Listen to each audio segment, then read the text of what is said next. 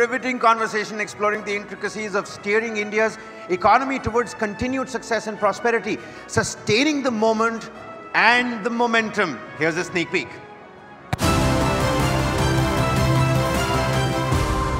FII's BFF, MDB's poster child, bond indices' newfound love.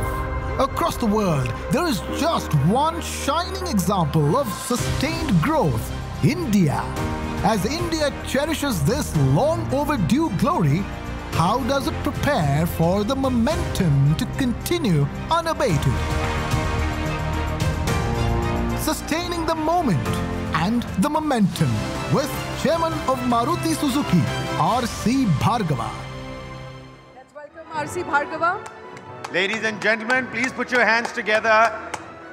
Maruti Suzuki's Chairman R.C. Bhargava, ladies and gentlemen, on the podium. And he's Very joined warm welcome, sir.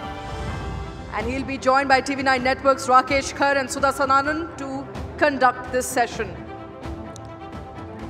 And while he takes his seat, just before his session, I was told, in the world of automobile industry, you don't CC, you RC. That is the significance of his legacy in the automobile sector in India. Over to you, Rakesh and Sudha. Ladies and gentlemen, what a pleasure to have Mr. Bhargava with us, a legend himself in the automobile industry, someone who's been driving the corporate India story for the last 40 years, having served in the bureaucracy earlier with great distinction. Sudha, over to you. You can start.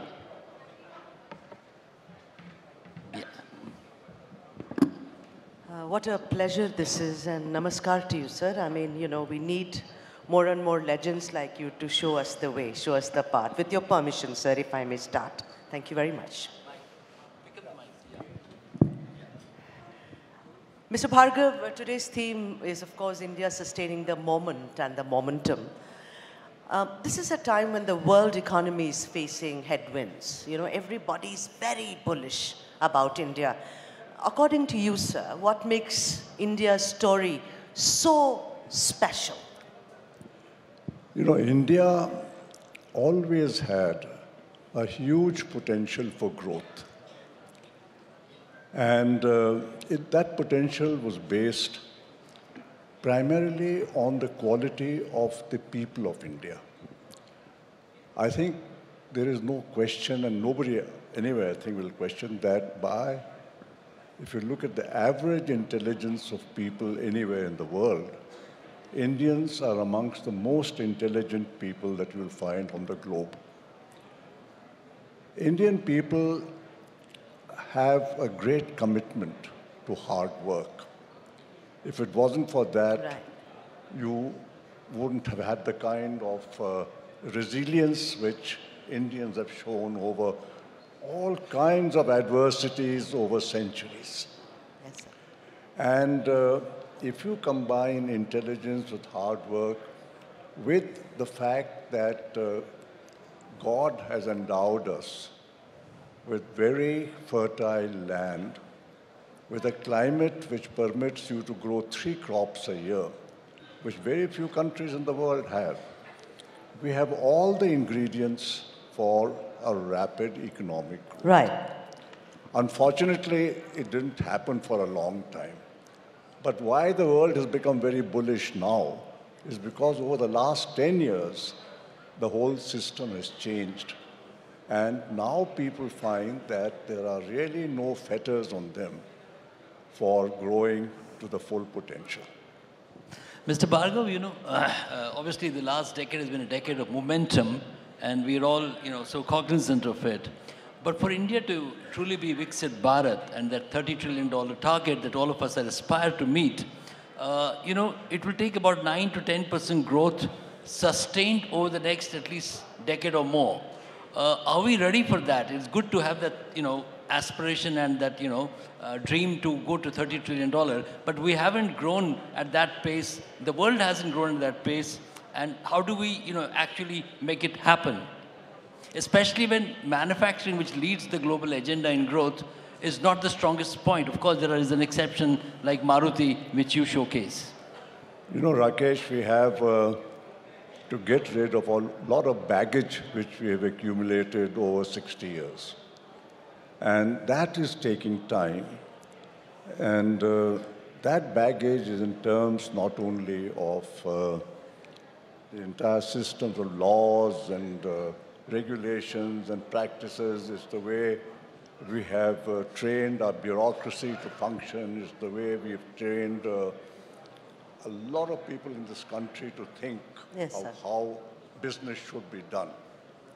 And we are no longer able to say, at least even now, I think, that business people think more about Sir, may I request you to hold think more about their company's growth, and they think more about the fact that they need to find ways in which they can accumulate wealth for themselves, because for a lot of decades growth was not possible, taxation were very high, and people therefore optimized that by saying, why worry about the company growth? Let the company be at a certain level. We will accumulate our wealth. I think that attitudes have to change. And I think the younger people, the younger generation in India is changing that. And that is one of the factors, I think, which will sustain us when you're saying over the next few decades. The younger generation and their attitudes. Mr. Bhargav, you know, your book, The Maruti Story, you're talking about change and how the young will have to sustain that change. You know, you built a company. After all, a company is not built just with brick and mortar. It requires a lot of blood, sweat, tears, passion, love, etc., etc. You know, getting approvals, putting things in place. We always heard about license Raj. We heard about red tapeism, which was always a glut for all of us to go forward. But this particular dispensation, as it were, the government and the entire system, it encourages entrepreneurship. You know, so tell us, what does the future look like for India from now on? I can't see any country in the world today, any country of any size in the world today, which has better prospects for the future than India has. I cannot see the Western world has reached a certain level where I think growth is now a dicey matter. Whether they grow or they will get into recession and things. People have lost that ethos of working. People want a much more luxurious kind of life. They want good things to come without working. And in India today, people are aspiring to greatly improve not only their own future, but the future of their families and their children in the future. And that hunger is going to drive India forward, which very few countries can match. Brilliant. Mr. Bhargav, you know, Maruti, of course, is a great example, which we cite as a great Make in India success story. One way of looking at it is that while Maruti has been a great success, we haven't been able to truly replicate that success across sectors, not necessarily just in the auto sector. But the truth of the matter is that Maruti is essentially foreign-owned. It's a Japanese-owned company. Does ownership have a role, especially in the context of India bringing in Atmanirbhar Bharat? So, you know, how do you look at the Atmanirbhar perspective and this Make in India context, given the Maruti template? So I'm not quite sure if I have understood what you're saying. But in Maruti, I think the major factor was the fact that all of us had no other agenda except the growth of the company. We were focused on how to grow this company because whether it was Mr. Krishnamurthy, he was at the end of his career. I had left the IAS and I had joined this, so I had no other way except to try and make a success of what I was doing here. Mr. Suzuki in Japan had gambled the future of Suzuki Japan on the Indian venture, where everybody thought that this was not going to be a success and he was going to go down.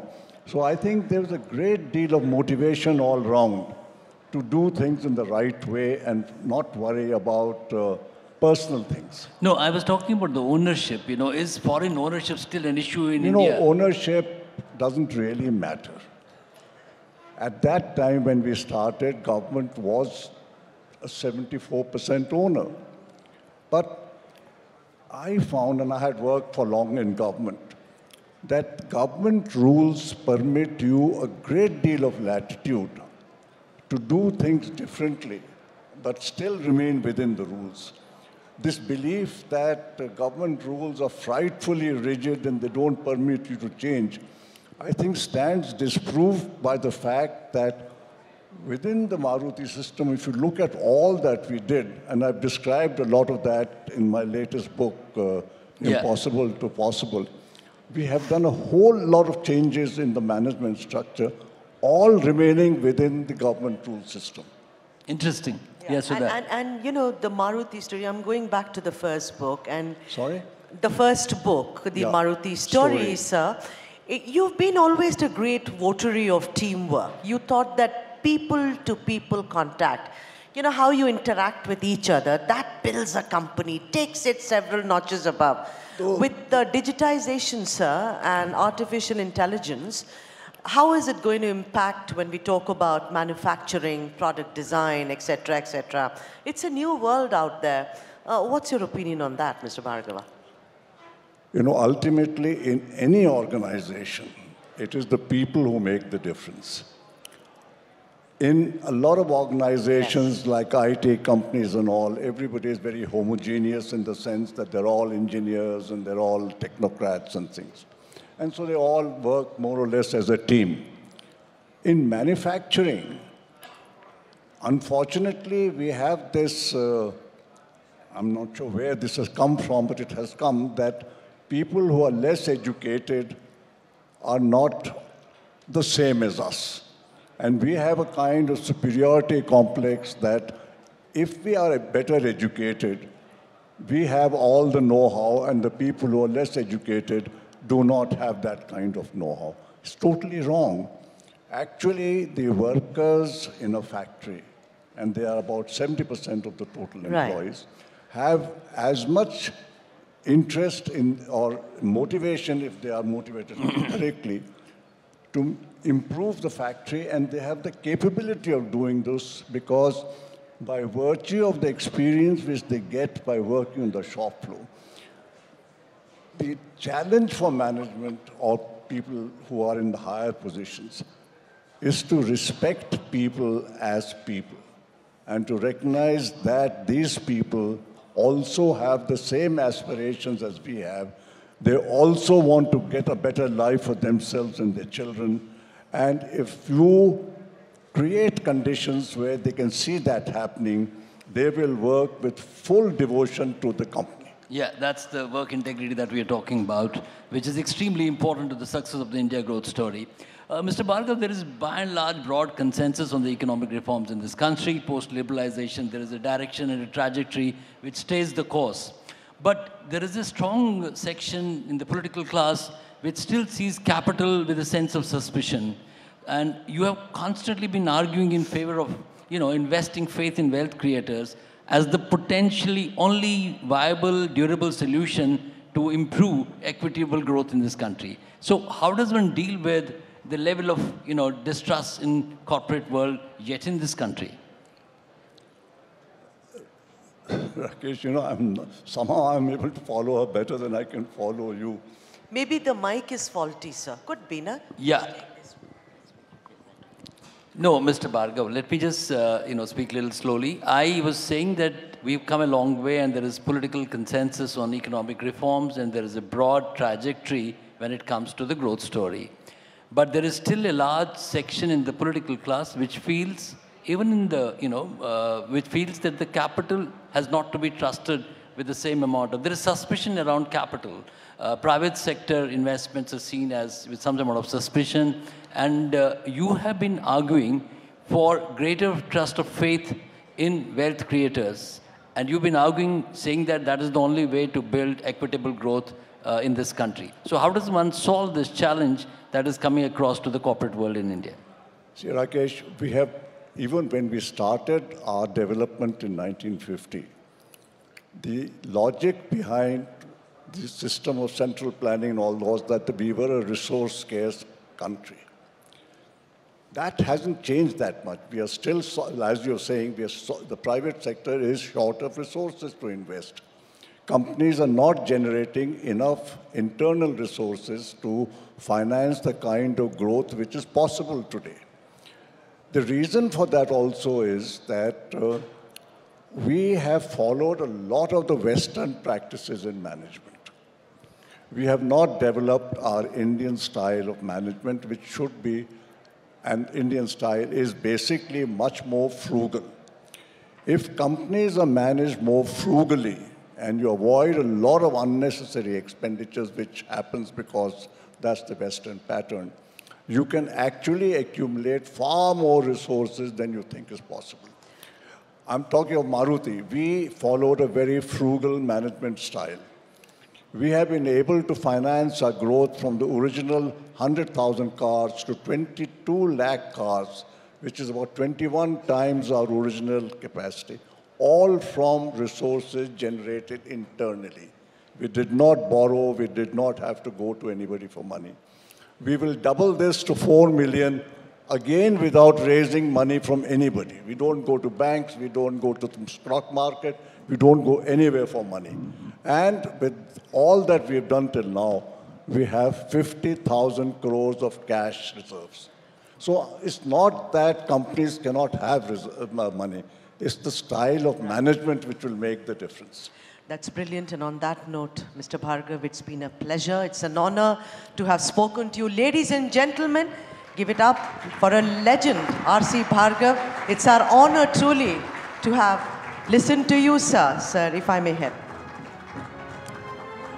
Everyone, let's give one more round of applause for Mr. R.C. Bhargav. He's a living legend for a lot of people and leaves behind and is sustaining a very, very rich legacy.